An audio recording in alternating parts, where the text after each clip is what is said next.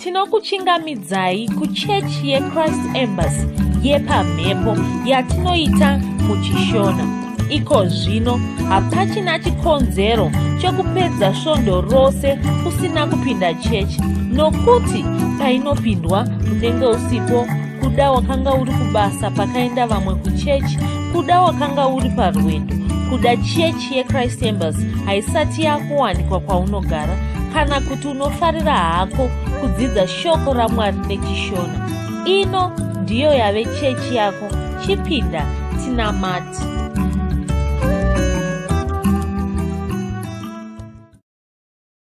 Tinokuchingamidzai zvakare kuchechi yedu yeChrist Embassy Yepamhepo yatinoita muChishona.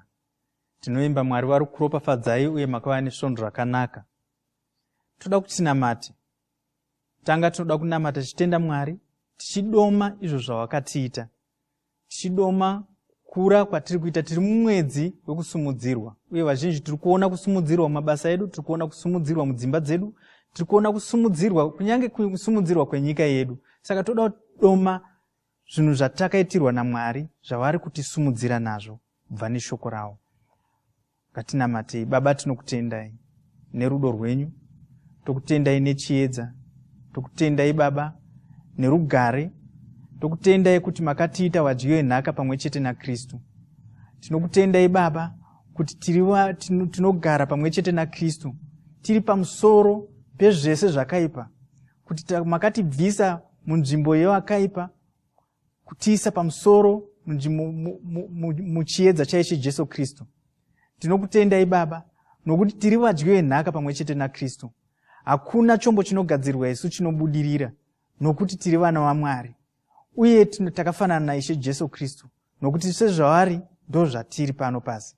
Muzita raIshe Jesu Kristu tinokutendai Baba kuti makatiita kuti isu tive tinofamba nevhangeri kwese kwatinenge tiri, tichibudirira. Tinokutendai neupenyu hwakawanda hwatinawo muzita raIshe Jesu Kristu. Haleluya.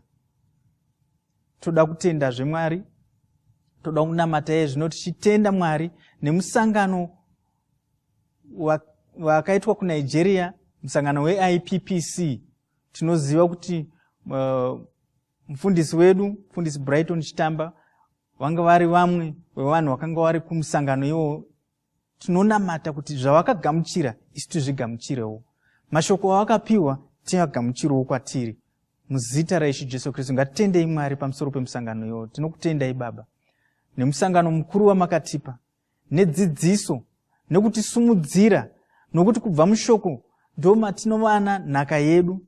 Zvinotaura chinzi kuti shoko ndo rinounza nhaka kwatiri. Saka tinokutendai Baba nokuti mashoko akataurwa, dzidziso dzakaitwa ndo dzinotipa nhaka yedu, muzita raIshe Jesu Kristu. Tinokutendai Baba kuti kunyange patichadzidziswa izvo zvakadzidziswa kuIPPC, nesuwo tinozvigamuchira nemagamuchiro mamwe chete, uye zvoshanda mukati muupenyu hwedu, zvosumudzira mukati muupenyu hwedu, zvotiita kuti tirambe tichienda mberi tichikura muzita raIshe Jesu Kristu. Tinokutendai Baba. Tinotendazve kuti kunyange vese vakanga variko pavanodzoka kuenda kudzimba dzavo nemumachechi ese eChrist Embassy, vachange vachiparidza shoko iri kuti ritekeshere munzvimbo dzese dzakasiyana-siyana, nenzvimbo dzisina makereke dzinzwisise shoko irori, muzita raIshe Jesu Kristu.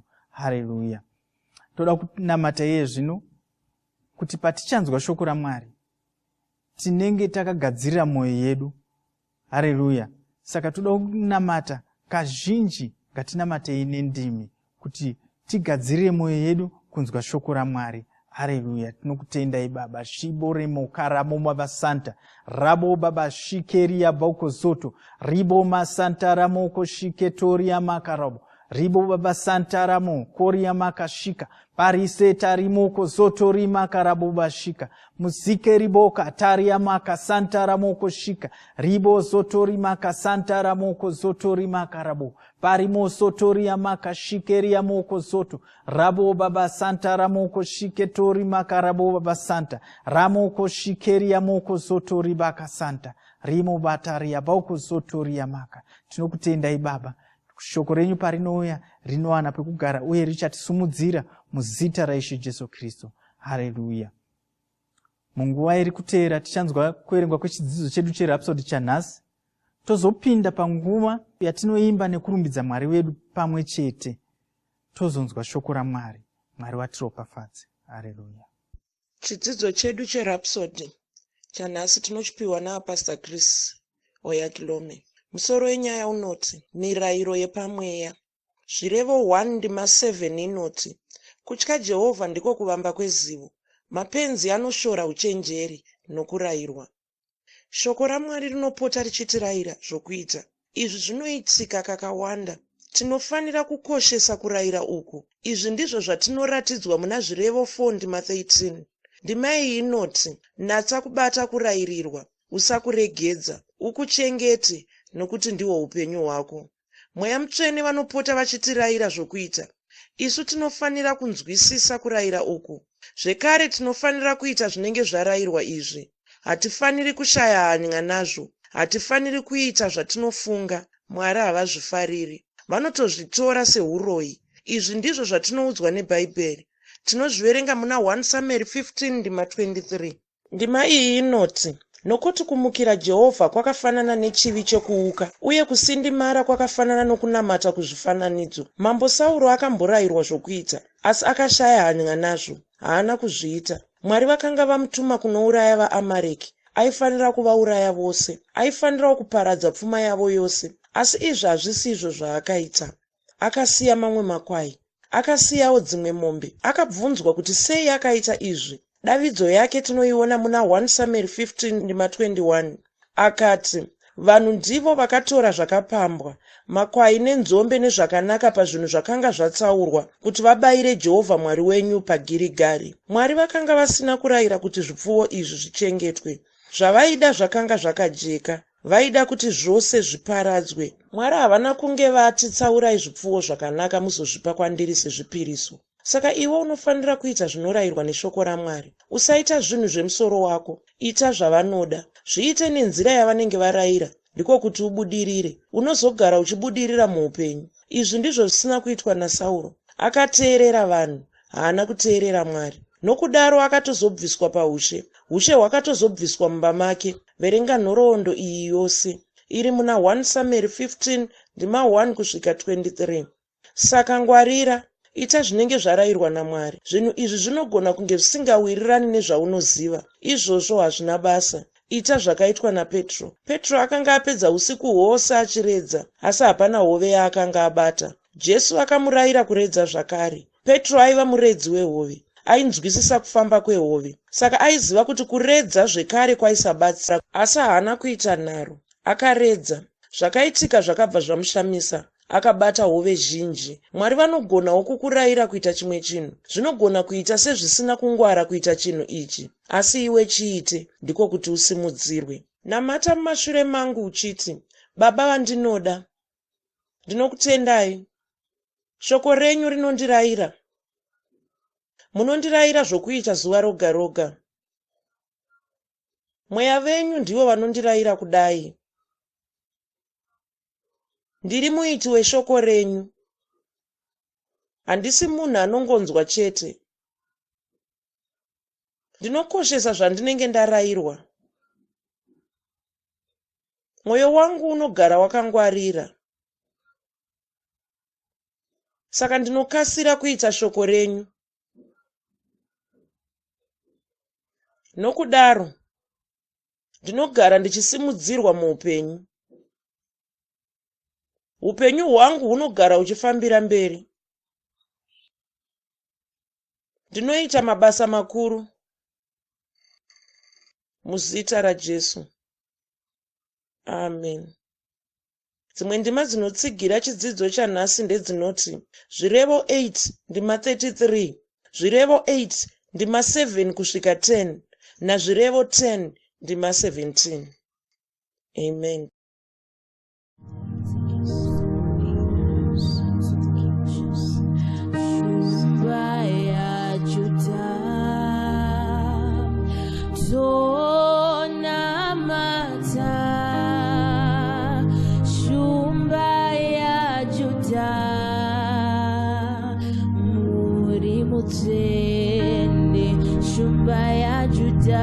Shumba ya Juda,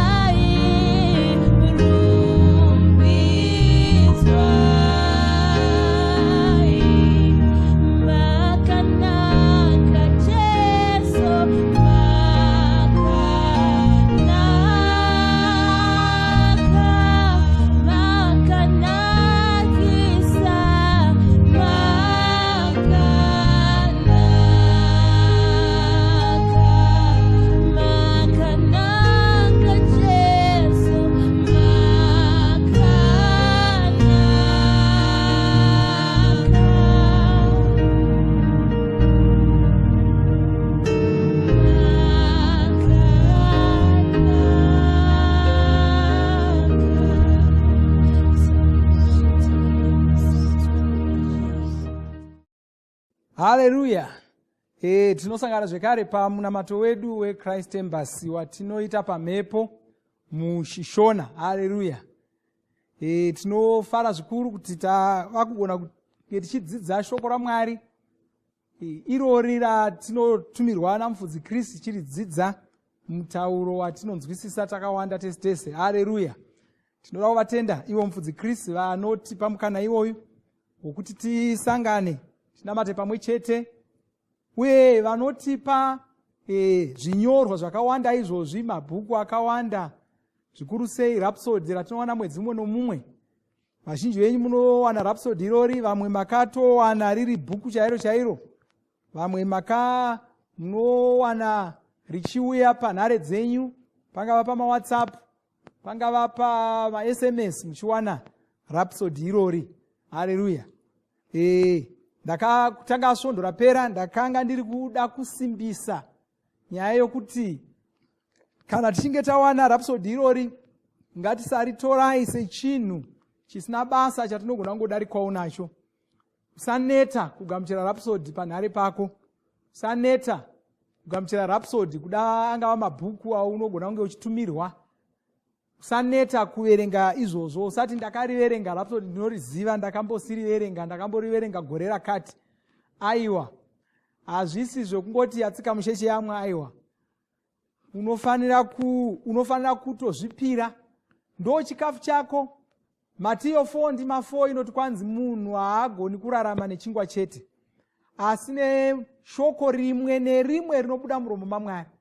Saka kwanzi unorarama neshoko rimwe nerimwe rinobuda muromo maMwari, kureva kuti hapana shoko raMwari raunosangana naro kana rinouya kwauri raunofanira kushaya hanya naro.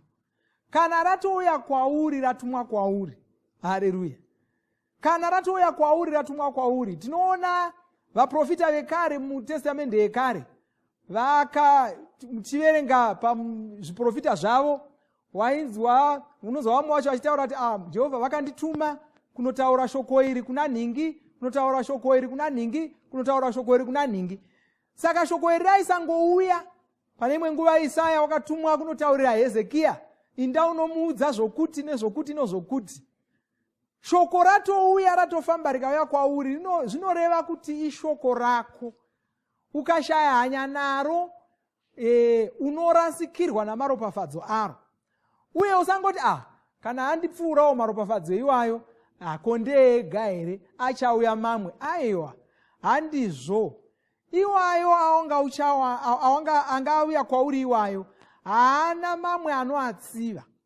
Ukasatoatora nokuabatisisa, watorasikirwa. Panotova nechimwe chinhu chinotozotaira muupenyu hwako. Zvimwe zvinhu zvinotozokoniwa kufamba zvakanaka, nokuti kwanzi munhu haararami nechingwa chete, asi neshoko rimwe nerimwe. Saka unorarama neshoko rimwe nerimwe. Ukatumirwa Rhapsody zuva rimwe nerimwe, zvinoreva kuti Rhapsody rawatumirwa iroro rezuva rimwe nerimwe ishoko raunofanira kurarama naro. Haufaniri kudarikwa naro, raivingei kwauri. Haasi masanga kaya. Hazvi zvinhu zvinokaruka zvaitika. Mwari ndiMwari vakarongeka, vanoita zvinhu zvavo, varonga, vafunga. Haleluya. Saka ukatoona rauya kwauri, ukaona richiti dhii panhare yako, kuda rauya riri muboka, kuda uri mune rimwe bokawo, Rhapsody rouya, chirega kungoti hameno wangotumirawo paboka panapa. Aiwa, rakasiyana nenyambo dzingangotumirwa. Rega nyambo dzikupfuure, asi Rhapsody usarega richikupfuura. Shoko raMwari usarega richikupfuura. Ritore, ridye. Haleluya. Ini zvandinoita pakudzidza kwangu Rhapsody, ndakatozviudza kuti handidi kudarikwa naro. Saka pandinotomuka, nguva yangu yakatorongwa yamangwanani. Ndinotomuka ndichitoziva kuti zvinhambo 30, zvinhambo 30 zvokutanga ndamuka, ndinenge ndichimboverenga Rhapsody rangu. Handidi kudarikwa naro, handidi kubuda mumba ndisina kudya kwangu. Handidi kubuda ndisina kudya. Ndingabuda ndakazadza dumbu nechingwa nenyama nezvimwe, asi mumweya mangu musina chinhu. Zvinoitawo here? Hazvina ruzivo, hazvina kungwara izvozvo. Haleluya. Amen. Saka svondo rakapera ndakakuverengerai Rhapsody romusuwe, chidzidzo chomusi wokutanga wambudzi. Nhasi ndoda kuverengerai chidzidzo chomusi wechipiri wambudzi. Haleluya. Sei ndichikuverengerai? Hongu ndinoda kuti muzive zvatiri kudzidziswa apa, asiwo ndinoda kuti muone kuti zvii zvamunowana, ufumi huri muzvidzidzo izvozvi. Ndoda kuti muone, nokuti dzimwe nguva pawakamboedza kuverenga wega, hauna kukasira kuona kuti rinobetserei. Asi kuda kana taakuverenga chose kudai, tichitaridzana, tichijekeserana, tichionesana, unozopedzisira waonawo kuti saka ndanga ndichidarikwa neuchi, ndanga ndichidarikwa nezvinhu zvakakosha. Bhaibheri rinotaura kudaro, kwanzi shoko renyu rakaita seuchi mumuromo mangu. Haleluya. Chidzidzo chomusi uyu changa chiri china. Kwanzi shandisa mashoko, kuropafadza nekusika zvinhu. Mwedzi wapera wanga uri mwedzi wamaropafadzo. Takatombodzidza izvozvi kuti unoropafadza sei. Saka mashoko atiri kutoverenga ipapapa mashoko atakatombodzidza pamusoro pawo. Genesi 1 ndima 22 kwanzi, Mwari akazviropafadza zvaakanga asika zviya, akati, berekai muwande, muzadze mvura iri mumakungwa, neshiri ngadziwande panyika. Haleluya. Tosanangurirwa namufudzi Kristu kwanzi Mwari ndivo vakasika nyika, vane nzira yavakashandisa kuisika. Chitsauko chekutanga chaGenesi chinotiratidza nzira iyi. Mwari vakashandisa mashoko avo kusika zvinhu izvi. Izvi ndizvo zvatinoona mundima ye21. Mwari vakataura vachiti, chakati nechakati ngachivepo. Vakataura mashoko. Zvinhu izvi zvakabva zvavapo. Mushure mazvo Mwari vane zvimwe zvavakaita zvekare. Tinozviona mundima ye22. Vakabva varopafadza zvavakanga vasika. Saka vakasika ndokuchiropafadza zvavakanga vakasika. Vakazviropafadza vachiti, berekai muwande, muzadze mvura iri mumakungwa, neshiri ngadziwande panyika. Haleluya. Kunzi wanda, kunzi pararira, kunzi zadza kwose kwose kuropafadzwa uku. Haleluya. Kwanzi saka Mwari vakaita zvekutaura. Vakataura pakusika zvinhu. Vakataurawo kuropafadza zvinhu izvi. Vakataura vachiti, berekai muwande. Uku kwakanga kuri kupa zvinhu izvi simba. Kuudza chinhu kuti bereka uwande, kuchipa simba. Haleluya. Amen. Zvakafanana nokuti munhu akauya kwauri mukugara kwedu ikoku, akauya kwauri kuda pabasa, kuda mumba, kuda kuchikoro, akati, ita zvaunoda, idya chero chawada, wakasununguka, wapuwa simba. Haleluya. Waakutotonga panzvimbo iyoyo.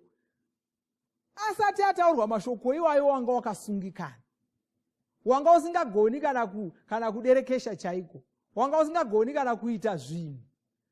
Wanga usingazivi kuti ndotsika papi, pandisingafaniri kutsika ndapapi, asi wazouya ukaudzwa, sununguka, ita zvese zvaunoda, zadza, bereka, idya zvaunoda, zvese. Haleluya. Waropafadzwa. Saka ndo zvakaitwa zvinhu izvi. Zvakaudzwa kunzi zviberekane saizvozvo. Haleluya. Saka kwakanga kuri kupa zvinhu izvi simba. Iri rakanga riri simba rokuwedzera, rakanga riri simba rokupararira. Ndizvo zvavakaita zvekare kumunhu. Tinozviona muna Genesi 1 ndima 27. Ndima iyi inotaura ichiti, Mwari akasika munhu nomufananidzo waMwari, akavasika murume nomukadzi. Mushure mazvo Mwari vakabva varopafadza vanhu ava. Izvi ndizvo zvatinoverenga mundima ye23 inoti, berekai muwande, muzadze nyika, mubate ushe pairi, muve nesimba pamusoro pehove dzegungwa, napamusoro peshiri dzedenga, napamusoro pezvipenyu zvose zvinokambaira panyika. Mwari ndivo vakasika munhu, vakamusika ine chimiro chavo, vakamusikawo vakafanana navo paunhu. Saka munhu anofanira kuita zvinhu nenzira yazvinoitwa nayo naMwari. Haleluya. Kwai munhu asikwa, Mwari vakamuropafadza vakati, tonga zvinhu zvese. Ndomaka iko zvino munhu haana simba rinoshamisira ramaoko ake, haana rinoshamisira. Mhuka zhinji dziri kunze uko dzine simba rakawanda kudarika munhu, asi munhu haana mhuka inomutonga. Nemhakei wakapiwa simba rokutonga, wakaripiwa namashoko, harina kuiswa munyama yake. Deno munhu anga ane simba rinokurira dzimwe mhuka dzakawanda, mungadei muchiti simba rake rokutonga riri munyama yake. Asi Mwari vakatisaridza kuti aiwa, simba rokutonga harisi munyama, riri mumashoko angu.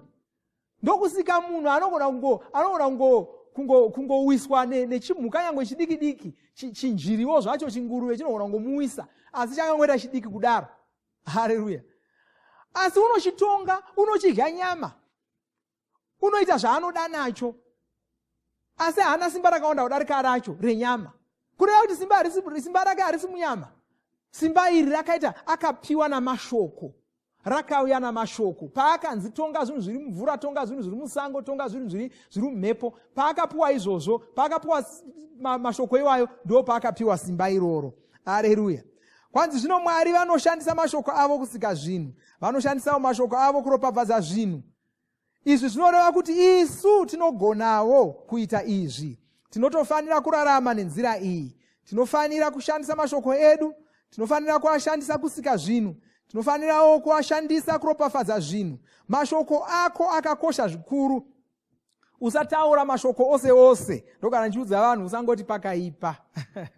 Haleluya. Usangotaura uchidaro. Wadii kuti pakanaka, unodirei zvakashata. Taura kuti pakanaka, unobvei? Ingoti pakanaka. Kana uchida zvemadimikira, chiita dimikira rinorerekera kwakanaka, iti pakanaka. Haleluya. Amen. Saka kwanzi usangotaura mashoko ese. Mwari vane zvavakarongera upenyu hwako. Mashoko ako anofanira kuwirirana nezvavakarongwa naMwari izvi. Zvirevo 18:21 inotaura ichiti rurimi rune simba rokuuraya, rune simba rokuraramisa. Shandisa rurimi rwako, rushandise kutaura maropafadzo. Taura mashoko anosika zvinhu. Taura mashoko anounza rugare, utano hwakanaka nekufuma. Kuropafadza, kuisa simba muzvinhu. Isa simba muzvinhu. Isa simba, usati inini muviri wangu unorwara. Iti muviri wangu wakasimba. Ipa muviri wako simba. Haleluya. Saka ipa simba kuzvinhu. Ropafadza mari yako, usangoti mari yangu yapera, iti imwe iri kuuya. Haleluya. Taura saizvi, ingotaura zvakanaka. Ipa simba kumari yako, ipa simba kuchikwama chako, ipa simba kuimba yako. Usataura zvinhu zvinoidhirisa, zvinoiwisira pasi. Taura zvinhu zvakanaka. Taura kuvana vako zvakanaka. Uchiti mwana wangu ane njere, ari kubudirira mupenyu, uchatonga nyika ino rimwe gore. Haleluya. Ndio zvaunofanira kutaura uchiita izvozvo. Ipa simba kwaari. Usati ko kana akakoni, aiwa, taura kudaro. Makore achipo, uchamuwana mukana wokutongawo. Haleluya.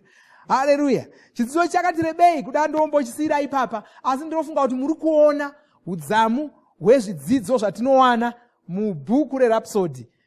Ndoda kupai shungu, ndichikuverengerai kudai shungu dzokuti muverenge mabhuku iwaya nezvidzidzo izvozvo. Regai ndikunamatire iko zvino. Haleluya. Baba, ndoda kutendai nezita raJesu Kristu. Ndinonamatira mumwe nomumwe nehama dzangu dzese dzandasangana nadzo pamunamato uno pazuva ranhasi. Kutaura chiropafadzo pamusoro poupenyu hwavo nezita raJesu Kristu. Muzita raJesu Kristu ndinotaura kuti mumwe nomumwe wavo anogara aine utano hwakanaka. Ndinorayira zvirwere kubva mumiviri yavo. Ndinorayira marwadzo kuti amire iko zvino nezita raJesu Kristu. Vachararama muutano, vachararama vachibudirira pane zvese zvavanoita. Mabasa emaoko avo anobudirira muzita raJesu Kristu. Zvavanotengesa zvinotengwa. Mari inouya kwavari yakawanda muzita raJesu Kristu. Baba, ndinokutendai. Satani wakatukwa kubva muupenyu hwavo, kubva muzvinhu zvavo, kubva mumhuri dzavo nezita raJesu Kristu. Vana vavo vanokura zvakanaka, vachitya Mwari, vachinamata Mwari muzita raJesu Kristu. Kuziva shoko raMwari kunowanda, ruzivo rweshoko raMwari runowanda mukati muupenyu hwavo muzita raJesu. Haleluya. Amen. Haleluya. Zvakanaka. Ngatisangane zvakare musvondo rinouya. Rangarirai svondo inouya, svondo yedu yesungano. Tinenge tichizvinyima zvekudya zvekare, tichinamata, tichitanga mumwe mwedzi. Mwari vakuropafadzei. Tinovimba makomborerwa nemunamato wesvondo rino. Kana manga musati mazvarwa patsva, namatai mumashure mangu, muchidudza, muchirevesa. Taurai muchiti, Mwari vari kudenga, ndinouya kwamuri. Ndinokoka Jesu kuti vapinde mumwoyo mangu. Ndinokumbira kuti Jesu vatonge upenyu hwangu. Ndinopupura kuti Jesu ndivo vavaishe wangu. Saka ndinogamuchira upenyu usingaperi mumweya mangu. Ndazvarwa patsva, ndava chisikwa chitsva. Ndinokutendai. Amen. makorokoto, mazvarwa patsva, tinokugamuchirai muchechi yeChrist Embassy. Titumirei zita renyu nekwamunogara. Munogona kutumira iri SMS kana WhatsApp pa 0772 215 kana kutuma tsamba pa shona@gmail.com. Muchida kupa mpiro yenyu neEcocash, rovai namba *151*2*5*58222 motevera zvinenge zviri kutaurwa neEcocash ipapo. Kana muine nhare dzemazuva ano munogona kushandisa KingsPay kupa mpiro yenyu. Shandisai code inoti TNIOG nemavara makuru.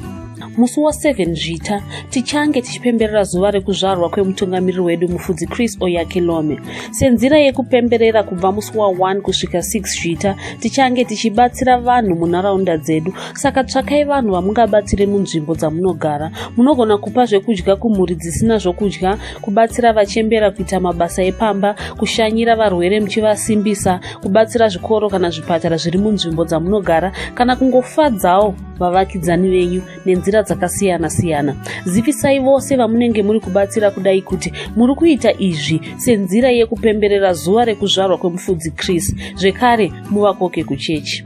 Tinokurudzira kuti musadarikwe nezvidzidzo zveRhapsody zvatinotuma zuva roga roga. Zvidzidzei kuti shoko riwande mamuri mugone kumirisana nezvinhu zvinonetsa muupenyu. Batanaiwo namufudzi Chris paminamato yatinoita muvhuro, chitatu nechishanu, masikati nemanheru. Tinokurudzira kuti vaya vanga vasara nezvidzidzo zvishoma mupedzise muwane zvitupa zvenyu. Mava kugona kuwana Rhapsody paSMS kunyangwe musiri paWhatsApp. Pamnhare dzeEconet rovai *205#. Mosarudza daily devotionals, subscribe Shona Rhapsody muchishona. Ibvai masarudza kuwana Rhapsody renyu pasvondo kana pamwedzi wose kuti musafanire kurangarira kurikumbira zuva rimwe nerimwe. Munamato uno munoubata paWhatsApp, paYouTube panoti Shona Online Church nepa www.ce-shonachurch.org. Ivai nesvondo rakanaka.